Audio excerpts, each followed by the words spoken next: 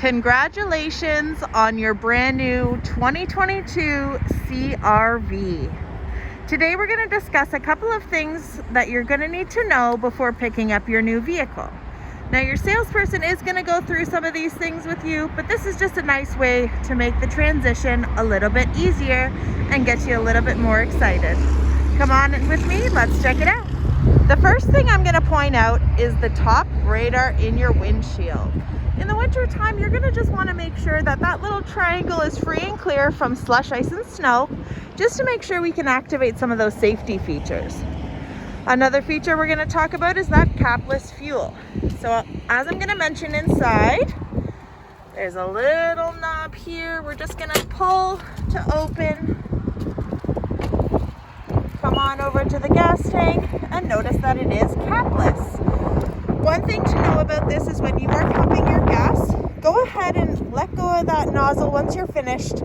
Give it a good count to 1 to 5, a little bit of a shake, and then pull it out. This just ensures that you're not going to lose any gas in the pull-out system. Okay, once inside, I like to explain from left to the right of the vehicle. So starting on the door, you'll see here we have L and R. This is going to control your left and right mirrors. The circle right underneath is going to be left, right, up, and down, so you can really customize that view, lock and unlock, as well as those child locks for the back windows. Now, right in front of that, we have at the top left your lane departure warning. So what that's going to do is if you cross over a solid line without putting your indicator on, it's going to go ahead and give the steering wheel a little bit of a vibrate, and on your center cluster it will say lane departure. This is something that you can turn on and off, and to indicate that it is on, you will see that green light. Right below that is your front collision mitigation. That is something that is able to turn off. Now, in order to turn it off, you do have to press and hold, and then on the cluster you'll get a notification that it is turned off, and then vice versa. To turn it back on, press and hold, it will turn it on. To the right of that, we have our windshield wiper defrost, sorry. That's going to heat up the panel right below the windshield wipers on the both front and back, and go ahead and de-ice that for you. Now, this is something that will turn on with your remote start, but once inside the vehicle, if you do find you still need it, you just go ahead and press that on. The orange light is going to indicate that it is active. Right below that, we are going to have the vehicle stability. Again, something that you can turn on and off by pressing and holding. Now, right down here by our legs, we're going to see, of course, our gas opener, and right below that, the hood opener. Moving on to our steering wheel column. On the left of the steering wheel, we're going to have this lever here. Now, if I want to turn all of my lights on, meaning my nighttime lights as well as my high beams, I'm going to go ahead and turn that down to off. But alternatively, if I want to turn on my high beams, my automatic high beams, I'm going to switch it down to high beams. I'm going to pull the lever forward and hold it for 30 seconds. This is going to activate your auto high beams, and you'll see an indicator on the top right that's going to come up with this symbol with a little A on it. That means that is active. And on the flip side of that, if you want to turn it off, you're going to make sure that it's on the high beams, pull forward for 40 seconds, and that will deactivate.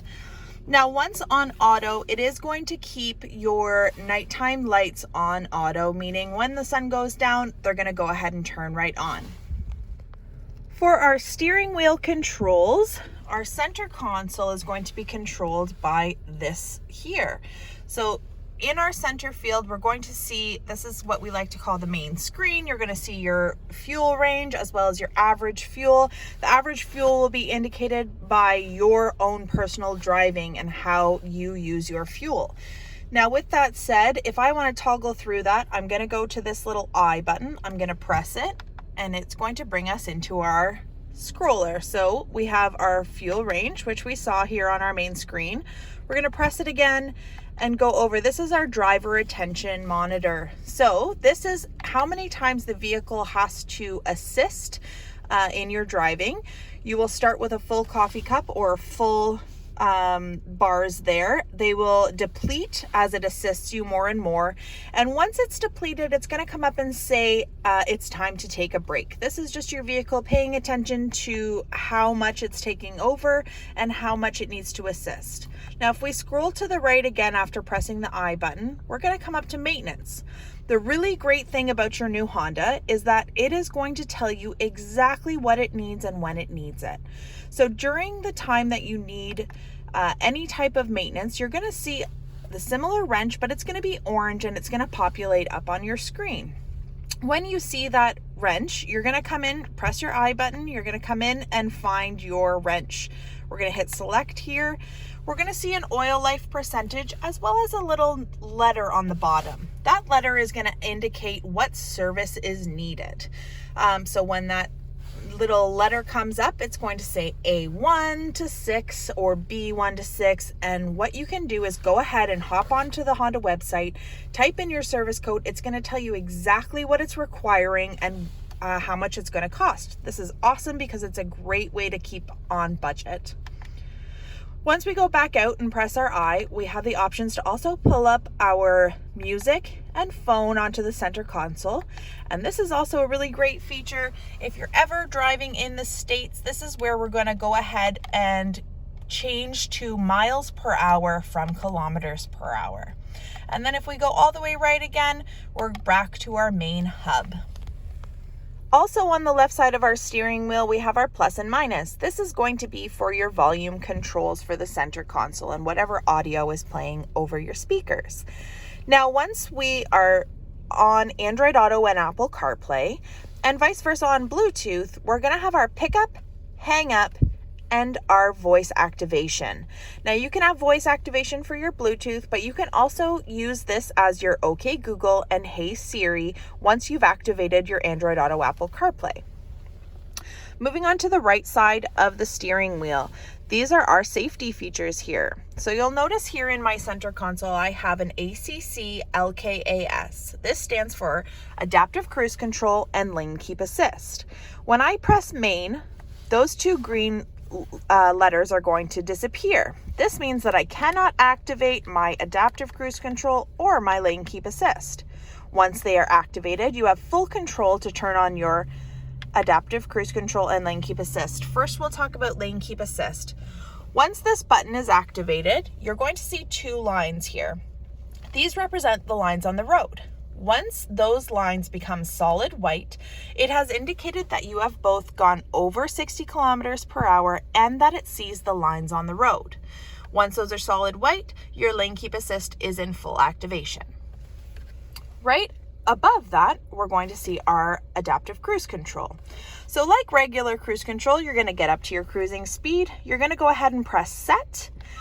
Once we're at our cruising speed, it's going to maintain that speed, but we also get to select the distance between us and the car in front of us. So once we press that button, we're going to get an option to keep 1 to 4 car lengths ahead of us. I always recommend 1 to 2 car lengths. Know that when you are slowing to maintain that distance between you and the car in front of you, your brake lights are going to be applied.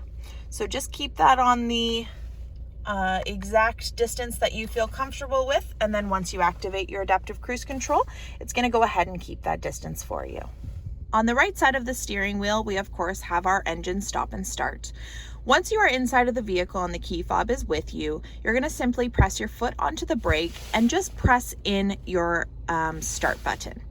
If you do forget to put your foot on the brake, the vehicle will remind you in the center console to apply your foot to the brake. And alternatively, to turn it off, you're just going to do the exact same thing, press the button, and the vehicle will shut down. Moving on to our center infotainment center. So a couple things that are on our home screen here is going to be audio, info, our amazing Honda link, phone, settings, and smartphone connection. Now, once we go into audio, this is going to be our FM and AM selections. Our volume knob is simply here on the left. And to turn it all off, you're just going to press the volume button in. That's going to turn our audio power off. And alternatively, pressing the button will turn it back on again. Right up here at the top left, we're going to see source. This is where we're going to select what is going to come out of our stereo. So we have FM, AM, our plug-in, an iPod, Bluetooth, and this will become your Android Auto or Apple CarPlay once it is plugged in. So for this one, we'll press FM. Right here on the bottom, we have scan, tune, and seek. Alternatively, we also have this little, I like to call it a mountaintop. We're gonna press that mountaintop. It's gonna pull up our station and preset list. So this is a great way to kind of scroll through these radio stations to find exactly what you like to listen to. And then over here on our presets, these are gonna be your favorites. Now, to set those presets, you find yourself onto your favorite radio station. You're going to find your presets, which you have 12 options for, and you're going to press and hold. This is going to set your preset, number 1, and reflect on the bottom as well. You can scroll to the right to find the remaining 6. Now, we can do the same for AM as well. Little mountaintop, station list. We can refresh station lists if everything isn't coming up. After that, you should see all of the station lists, and then we can go ahead and use our presets there. Coming back to home, underneath that we have our information. This is going to give us everything from our trip computer all the way to our system activations. We'll go back home. We're going to go down to our Honda link. Once this Honda link is activated, you're going to go ahead and be able to connect with your vehicle onto your phone. This is something your salesperson is going to go over with you, and an app that I highly recommend downloading before you come into the dealership to pick up your car. Over here, we're going to have phone. This is going to be for your Bluetooth connections. Once you are set up with your Bluetooth, your phone and contacts and call history will populate here. Right below that is our settings. This is something that your service provider will also help you with, but the main things on here are going to be obviously for your clock, your Bluetooth settings, your smartphone connection, and all of your vehicle settings. In order to set up your phone, we're going to select Bluetooth, device list, and then we're going to add a Bluetooth device. On your phone, just ensure that your Bluetooth is turned on, and once you are there, you're going to be looking for hands-free link.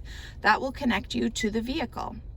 Once you have connected, you're going to have 2 options. You're going to be able to set priority devices as well as turn on our safety system. So what that's going to do is whatever vehicle is connected to whatever phone is connected to the vehicle, in the event that the airbags are deployed, Honda Canada is going to give you a call on the phone that is connected and make sure you are okay. If you don't answer within 3 minutes, we're going to send paramedics to the site right away to come to your rescue. Now down here on vehicle is where we're going to find all of our settings. We're going to find our keyless access setup. We're going to find our door and window setup. This is where you're going to decide how you want to unlock the doors, whether it's just your door or everybody's door, your remote unlock, and of course our favorite walkaway locks. Walkaway locks are a really great feature. Once on, you are able to keep your keys inside of your pocket or inside of your purse, and once the vehicle doors are closed, once you are 2.5 meters away from the car, it is going to lock up. Now once it locks, you're going to hear 2 beeps to tell you that it has locked, and on the flip side of that, if it has not locked, you will hear several quick beeps just to remind you that it needs to be physically locked or something is still turned on in the car. Now for the smartphone connection, once we plug in our Android Auto Apple CarPlay, it is going to be this plug right here that you're looking for your smartphone connection. Easy way to remember that is just look for the little phone symbol. On the other side, it is going to be a nice convenient plug for any of your passengers that need to also charge their phone. Now once we go right below that, we're going to find all of our climate settings. So a quick on and off, fan up and down, climate is going to pull up the options for our AC on and off. And then right below that is going to be the mode, so where the air is coming out in your vents. Just below that, you also have a touch screen version for the up and down, but for the hard buttons, they're just right here, down and up for your fan.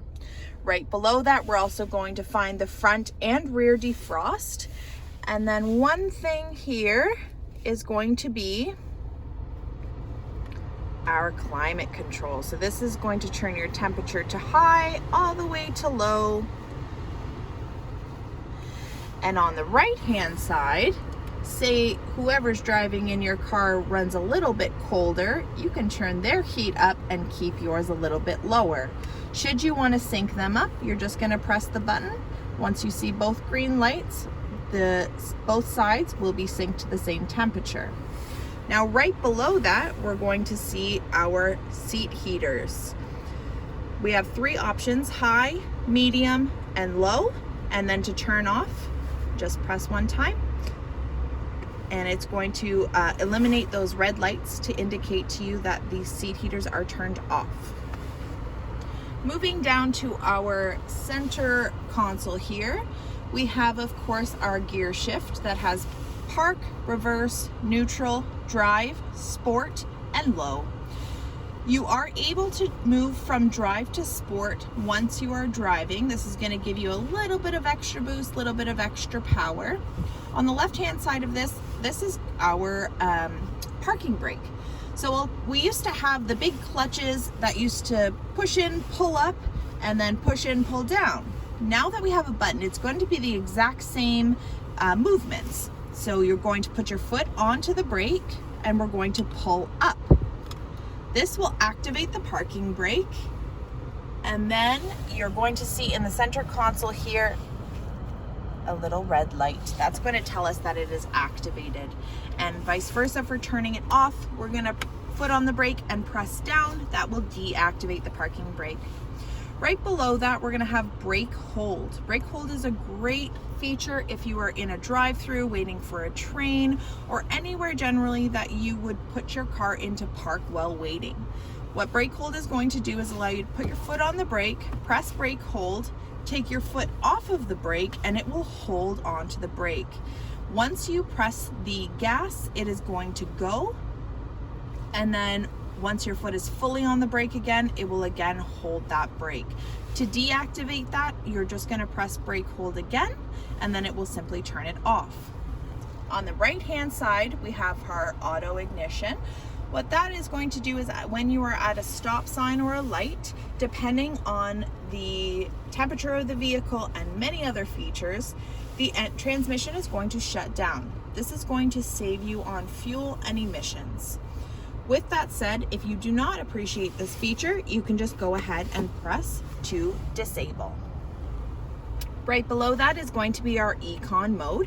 When pressing that button, you're going to see a little leaf appear on the top left. Once your vehicle learns that you like to leave this on, that little leaf will remain populated on that center console. And then alternatively, to turn it off, press the same button and it will turn it off. Honda has done a really great job at leaving this center console functional and accessible. Once the armrest is pulled fully forward, you have a nice place to rest your arm. When you need to access your center console, you're going to push back, squeeze the latch, and pull up. You have a couple of options for this center item here. We can leave it fully closed and have 2 little sections.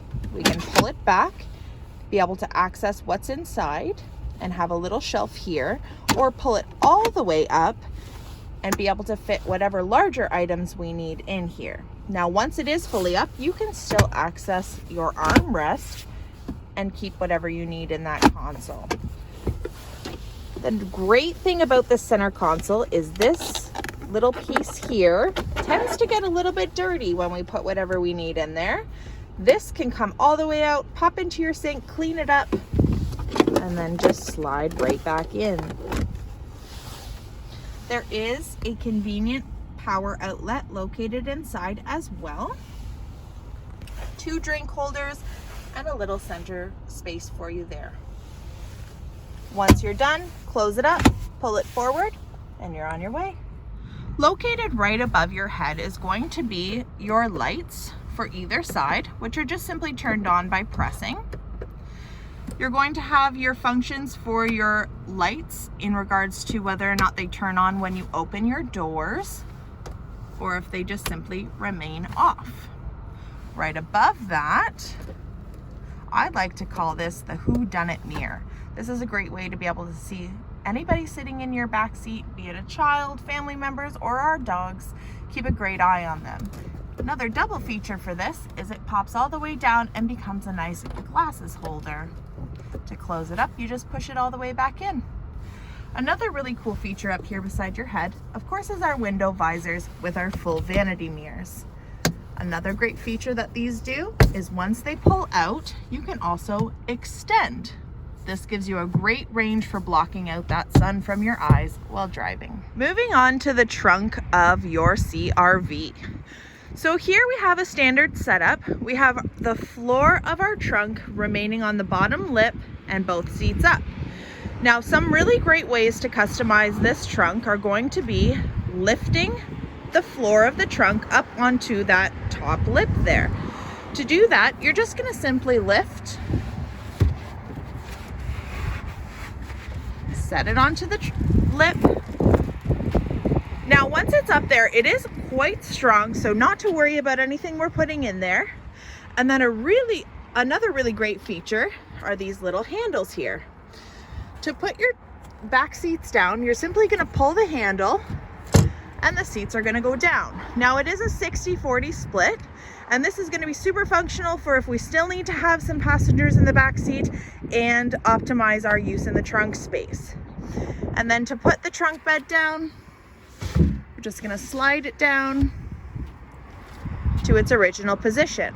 Now, another great thing to know about this trunk is directly under the floor there, we have our spare tire, jack, fuel funnel, and everything needed, all conveniently located there. And that's going to be a wrap on our delivery video. We are so excited for you to come and pick up your new beautiful vehicle, and we can't wait to see you soon.